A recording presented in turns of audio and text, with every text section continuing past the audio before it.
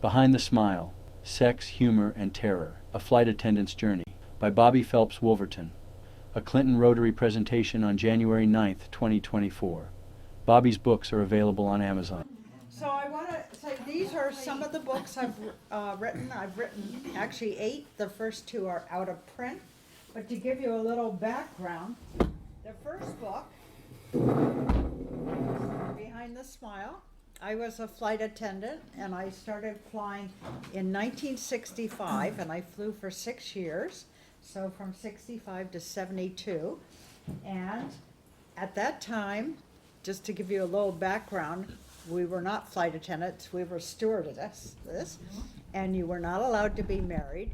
You had to be between 5'2" and 5'8", and even at 5'8", you couldn't weigh over 135 pounds. Wow. So your weight and height had to be proportionate, and then you couldn't wear glasses.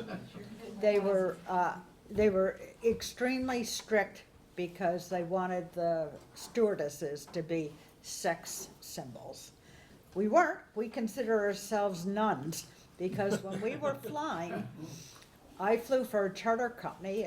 It's called World Airways. It's the largest charter in the world then. And it went out of business just 4 years ago, not very long ago.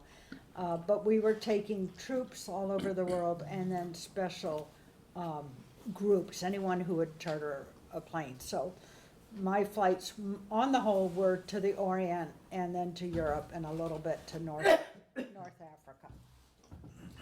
So just to give you a little bit of a background on being a flight attendant, these are the shoes we would wear through the airport, and these are the shoes that we would wear within the plane. And when we would fly, or when we would go from place to place, we would leave the airport and we would get to, we'd leave the airplane and we'd get to the limousine as a group. So there were 5 flight attendants and 4 in the cockpit. Back then we also had 4 engines on the plane. Now there are just 2 engines on each side, or 1 on each side, 2 together. But we would go as a group. So consequently, when you're walking through the airport, my gosh, heads would turn. It's nothing like now where one person is going through the airport. We would go as a group. So yes, we did definitely draw attention. But when I said we felt like nuns, is because we worked for a charter company. We never knew where we were going nor how long we would stay. So I could leave my home, and if there was a problem at the airport, I could be back in 4 hours, or I could be gone for 6 weeks. So I would always travel, especially in the winter. I'd have boots, and I'd have a bathing suit, because we'd be up in Alaska, then we'd fly down to the Philippines or Hawaii. So you always had to be prepared for all types of weather. So I also wanted to show, and I'm going to pass a little bit of this around. We also passed out cigarettes. Everyone smoked back then. I didn't, but we did. We also had fancy dancy gloves, summer gloves, winter gloves. And then to start a service, we would have before dinner drinks. These, and everyone got 2.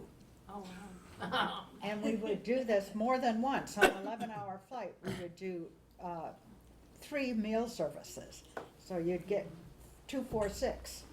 A lot of drinking on our flight. Then, after dinner drinks, you'd only get 1 of these, but you'd have after dinner drinks.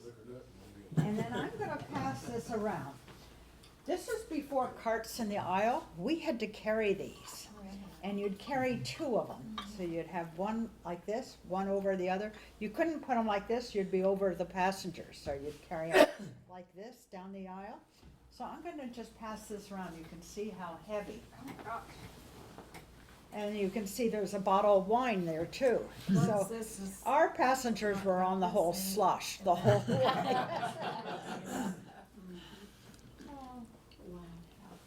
So just to give you, this is my first book that I wrote, and just to give you a background, we had babies born on flight. we had unruly passengers, especially the drunk military men. Wow. They could be a handful, which I write about. In this book, there are 30 some odd stories, so you don't have to start in the beginning. You can pick it up anywhere and just, they're like magazine articles. So it's an easy read, and all my books are $15, but if you buy 2 books, it's just $5 more for the second. And if you want 3 books, it's $30. So that's a piece of cake.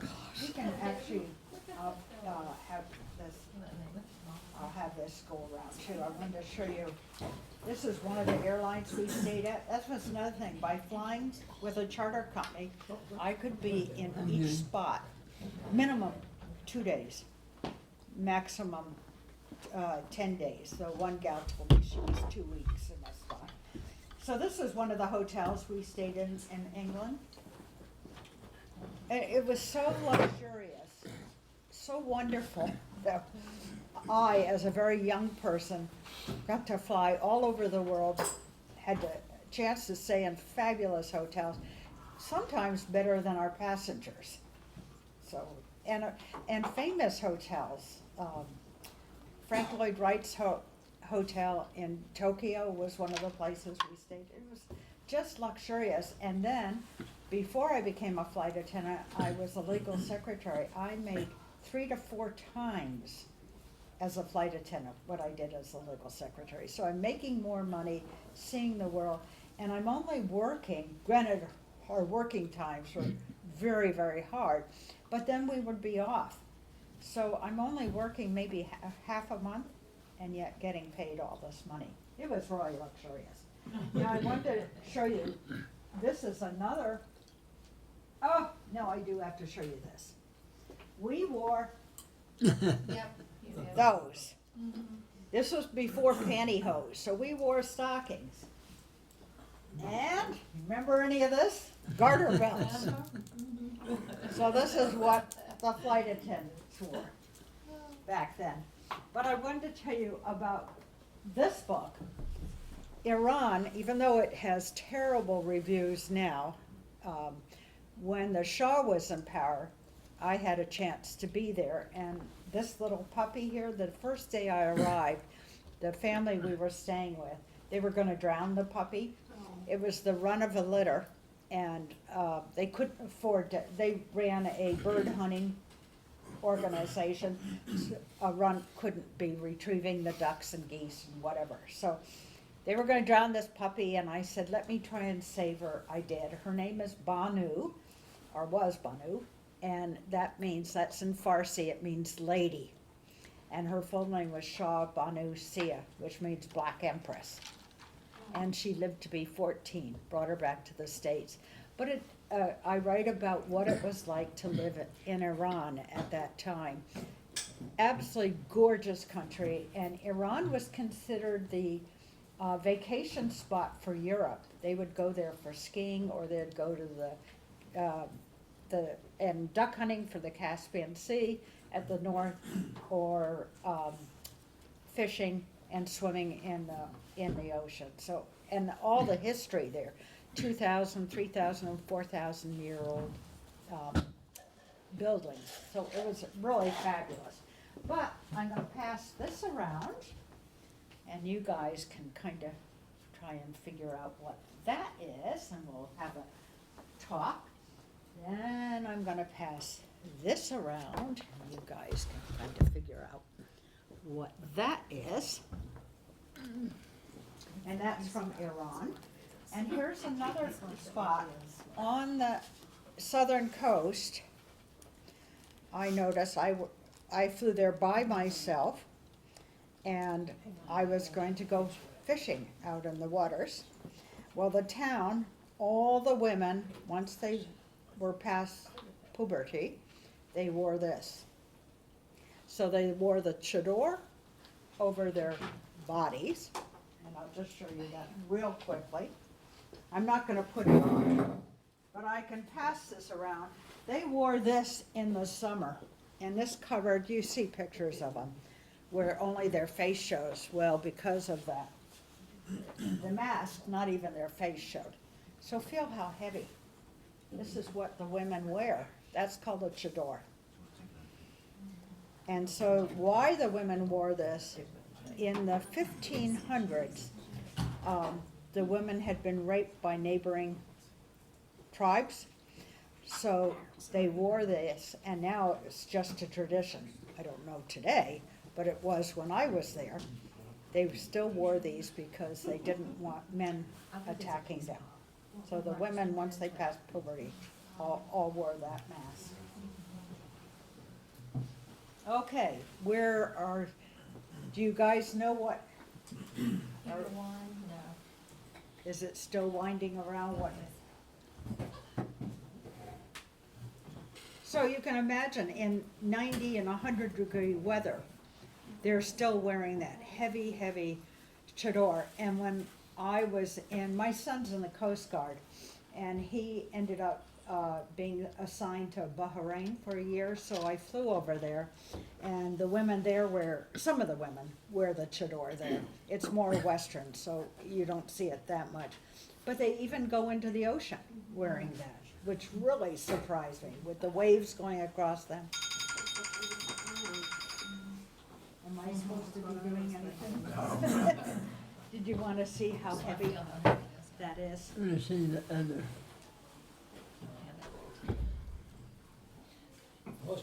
In the summer, that'd be hot as can be. Yeah. That's why they went in the ocean with it on. I can imagine how heavy it would be. Where's that little round thing? Right here. Okay, has it gone? the whole way? It has.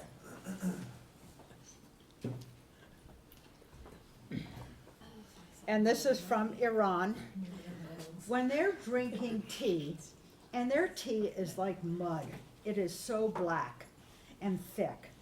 They'll put, here, I don't even know whether you can buy these anymore, sugar cubes? You can. They would put them here between their teeth, and then they would sip the tea, keeping that sugar cube here in their side of their jaw. This one's been around. In Iran, yeah. This almost looks like a tea bag. while they're still going around, I'm going to talk to you a little bit about Sky Ranch. And this is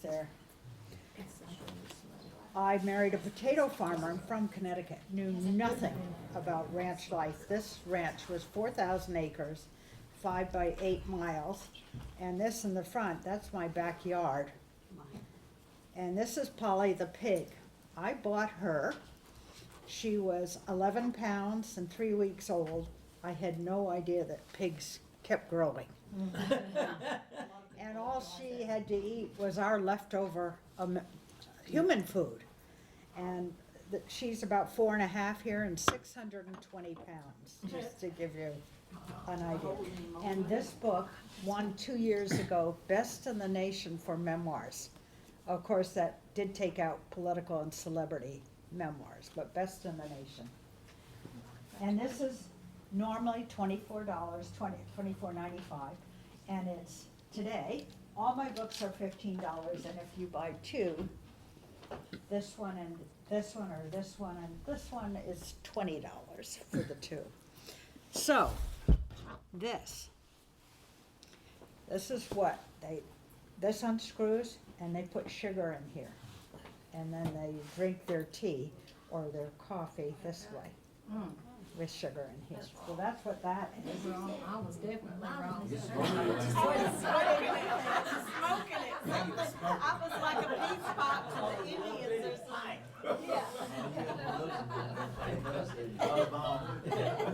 So does anyone know what this is? A cover for a bird? Yes, good for you, hawks. The predator? Yeah, that's it. So the beak comes out here, and this covers them. Yeah, and they tie it down. So, good for you. Covered for a bird, a hawk. Because in Iran, some of the hawks, we went to a bird sanctuary, well, that wouldn't be a sanctuary, where they had these.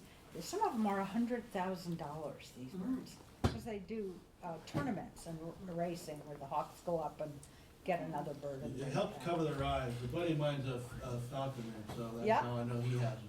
Yep, good for you. Saving Frankie, I've rescued, I love to rescue animals, so this is a rescue cat. In our area of Tennessee, there's a weekly newspaper, so this book was actually written for adults. It's just, well, it's written for adults, but because it was such a little book, I added coloring pages, and I only had to change one word. In here, I have the word nightie. Kids don't know what a nightie is, so I had to change it to pajamas, but otherwise, it's an adult book, but with coloring pages in it. And then the News Sentinel picked it up, and they put this book, I was gonna say this picture, in their newspaper. So this is Frankie in the Christmas tree. Whether you can see that all right. Yeah. Yeah, I know that already. And the last book it's only been out about a month, and I ended up going to Africa in 1967 by myself, and I'll read the very first sentence of this book. Of course, I should have my glasses on, so hopefully I can read it. It all began with Sammy Davis Jr. That's the first line. But it's about being in Africa before tourism came, it was still very, very tribal. Not that I knew that. I'd never been to the continent before, and I just decided I wanted to see the animals. So definitely I did. And then when I went back 5 years later, I climbed Mount Kilimanjaro. So this is all in here. And people say, well, why did you do all these? Well, my personality is to say yes. Like when Ronnie called me and asked me if I wanted to come and speak. Even though it was over an hour drive and pouring rain, I said, sure, I'll come and speak. So, these are all my books. Do you have any questions about flying back then? I have a question. He always asks the first You question. said that you started flying in 1965. Yes. Were you 3 years old? Yes. Well, you're very sweet. I graduated high school in 1966, and I know how old I was then. You can't have. Oh, well, you're very sweet. Thank you very much. And then, had you gone to college before you started flying? No, but I graduated from Berkeley in '68, so I took a year off. I only had one more year to go, so So you started right out of high school, no, started flying. no, I had a couple of years of college. But you said 65 you started flying. Yeah. I'm trying to do the math. You're right, Reverend. I'm trying to do the math. Somebody do the math for me. 80 plus. She's married, Mayor. I'm just talking about as young and attractive as you are. Oh, we you want to can't- keep him around. Did you say he's a great salesperson? Yeah, I'm 81. Gosh, you don't look. Thank you very But much. now you said didn't you say you was living on a potato farm in Idaho? I did. Well, you said also that here in Tennessee, you got two places you live? Oh, no. I left Idaho 16 years ago. Oh. Yeah, but I go back usually it's every other year, but because of COVID, I haven't been for a few years. So I'm going back this coming spring.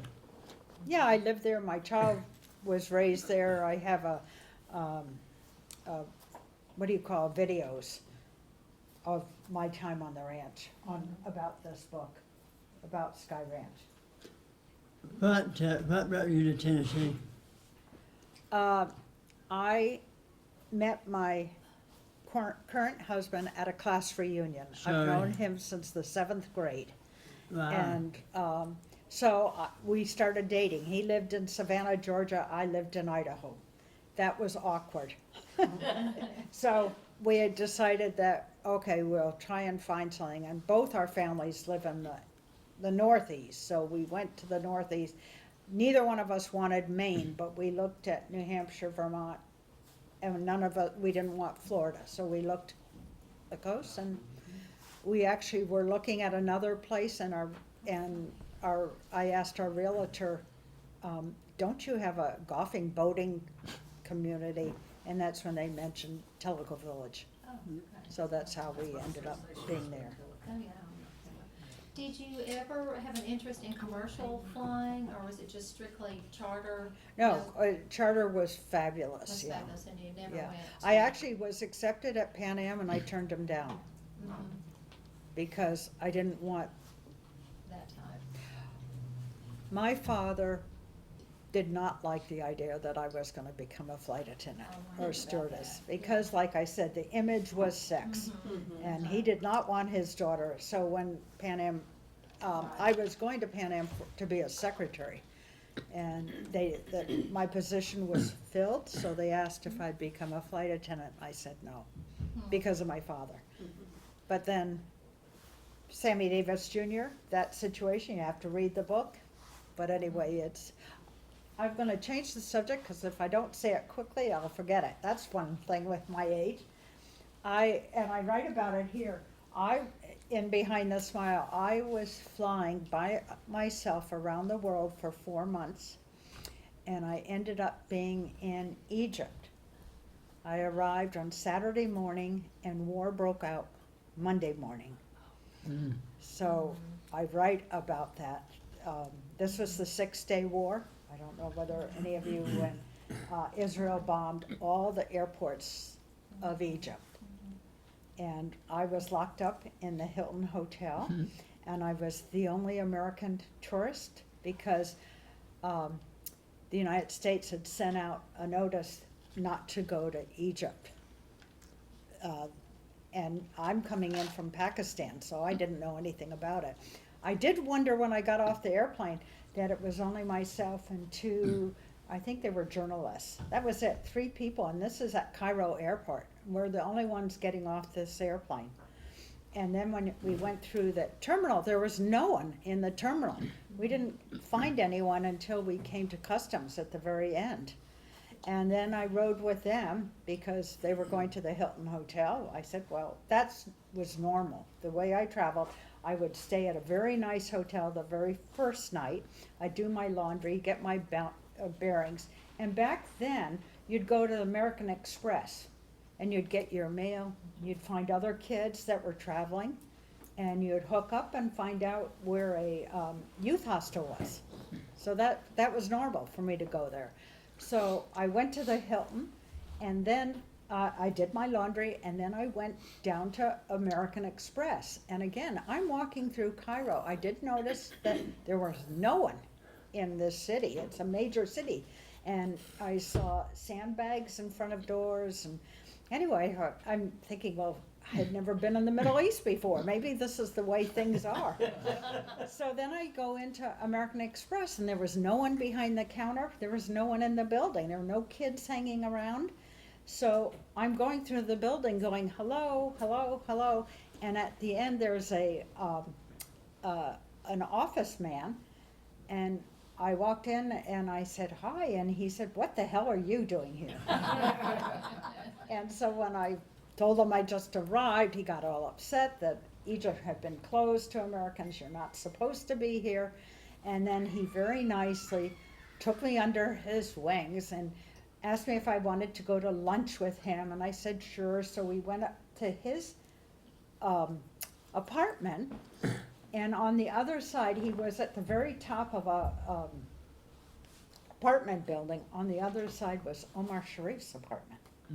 So we actually, because there was no one there, we went out on his balcony and walked around. I got to look into Omar Sharif's apartment and stuff. Anyway, he then took me over to the Hilton, and he said at no time was I supposed to be walking by myself.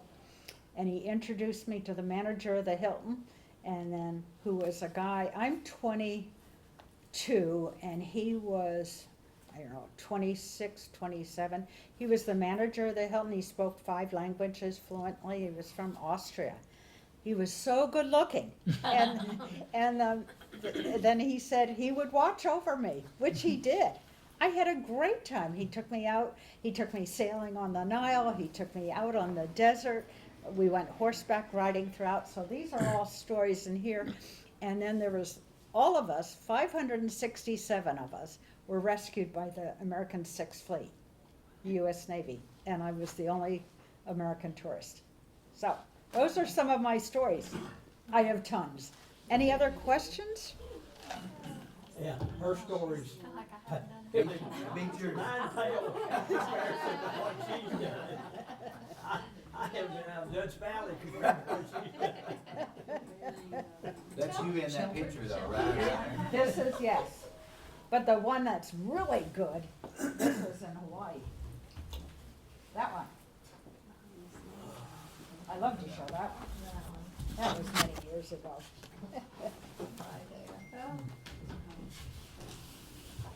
So tell us one of your most interesting charter flights, the group on the. Well, first, what were you gonna ask? Oh, I was gonna ask what part of Idaho is this? It's called South Central, but I lived out on a ranch. There was not, I didn't live within, True. an hour's drive of Twin Falls. And, Oh, okay. and there was no, all my neighbors were a few miles away. So it was entirely different after growing up 40 miles from New York City and then living out there. But my business, I started a company called the Angler's Calendar Company, which is a fly fishing calendar and catalog company. That required that I travel every 6 weeks to a major city within the United States and then 2 international trips. I was a photographer of fly fishing. How unusual is that? But consequently, I had a chance to go all over the world fly fishing and photographing. So that's another part of my life. Yeah, I did my undergraduate outside of Pocatello. Oh, I was looking well. at the picture and I said, that looks kind of like Yeah. rural Idaho. Well, Pocatello's a nice city. Yeah. I looked at that too, yeah. And you were saying the most unusual flight? Yes, or just one of your charter groups. Oh, one, we took a group of opera lovers to Rome, and that was certainly an interesting group. And I write about that story. I'm walking down the aisle, and we had, again, there weren't carts in the aisle, so we were doing liquor services, hors d'oeuvre services, your meal service, your after dinner drinks and coffee services, and then you'd start them all over again. I mean, we were walking constantly. So you never had to worry about gaining weight. You were moving all the time. But going to Rome, I'm going down the aisle, going like this, and someone came and they didn't look up one of the aisle seats. They just hit my chair, and it bounced over, went right onto this woman. She had on a white suit, and I covered her with gravy.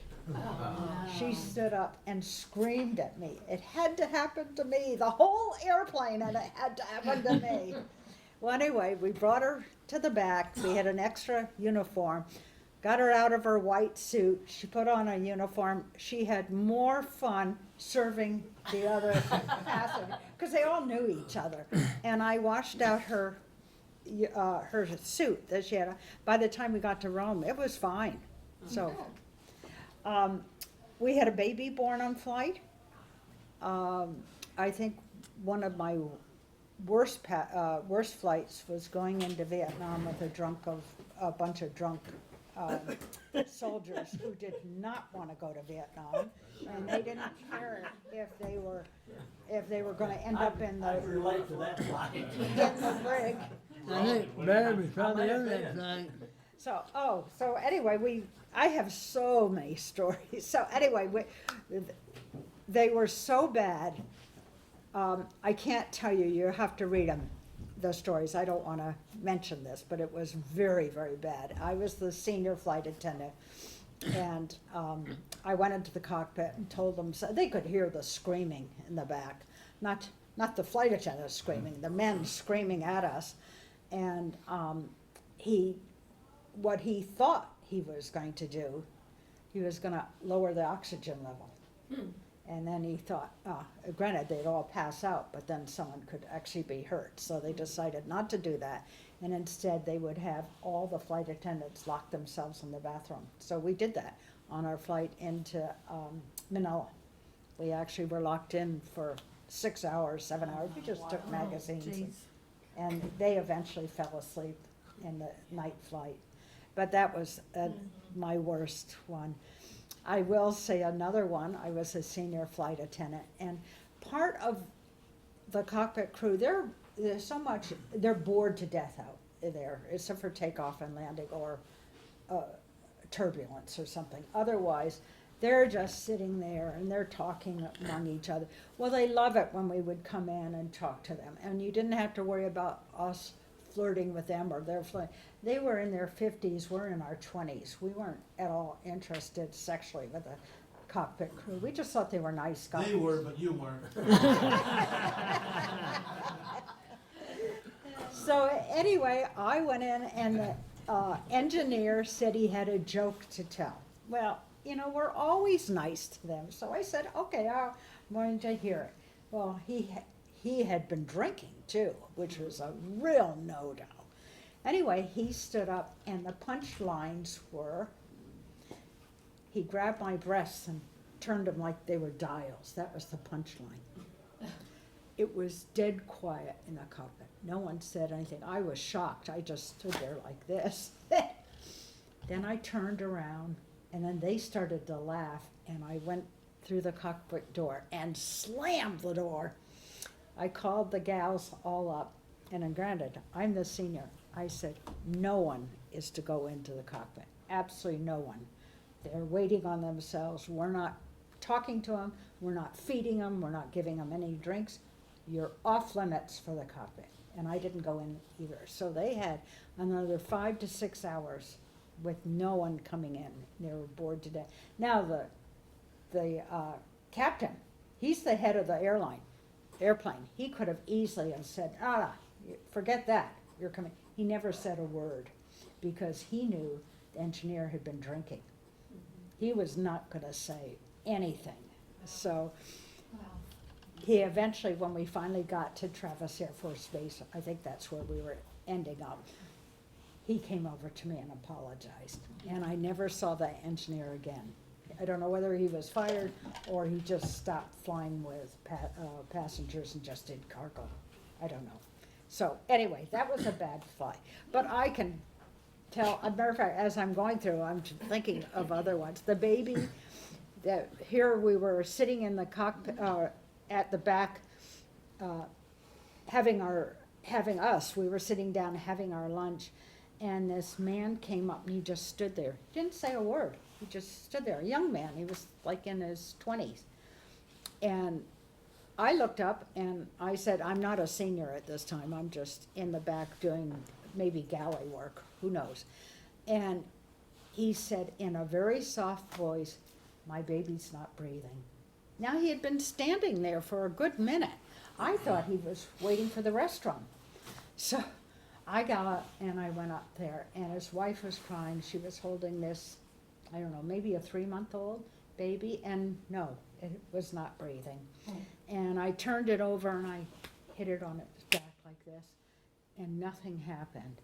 And of course, I'm not sure exactly what, does he have something caught in his mouth? At first I did look in his mouth. I didn't see anything, so then I turned him over and I whacked his back so hard, I thought I'd maybe broken his back. And he just started screaming. So anyway, we knew he was live. But I don't know whether, we didn't know the expression SIDS, sudden infant death. We don't know whether that, we didn't see anything come out of his mouth. So anyway, he was alive, screaming, but alive. Wow. But I had 30 some odd stories. They're all interesting in there about what it was like. Because at that time, only 10% had ever been on an airplane before. And for me, my very first flight, I was 18. Nowadays, my gosh, people are taking young kids on flights. So it was very different. Also, it was relatively expensive. And you didn't bring any cargo on the airplane. Your top bunks that was just for blankets and pillows. So remember that. it was just so different. And we also were on the airplane 4 hours, I should say on duty, 4 hours before the passengers got on.